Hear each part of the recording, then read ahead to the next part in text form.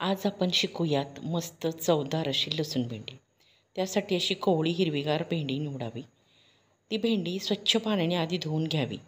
घाई असेल तर पुसून घ्यावी, घाई नसेल तर पेपरावर अर्धा तास टाकून ठेवावी. ओलावा राहिला तरच भेंडी चिकट होते. भेंडी अशी छान बारीक चिरावी, लवकर वाफते आणि छान लागते.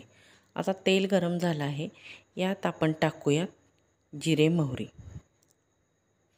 जिरे मोहरी चांगली तडतडली की यात टाकूयात लसूण पेस्ट.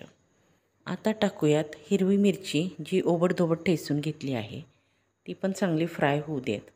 त्यात टाकूयात आता चवीनुसार मीठ आणि नंतर टाकूयात आपली भेंडी. ही भेंडी टाकल्यानंतर लो फ्लेमवर व्यवस्थित परतून घ्यावी. लो फ्लेमवर परतल्यामुळे भेंडी अजिबात चिकट होत नाही. आता आपण यात टाकूयात शेंगदाणा कूट व फ्राय करून घेऊयात. खाण्यासाठी तयार आहे गरमागरम भन्नाट चवीची लसूण भेंडी. याचा आस्वाद घ्या.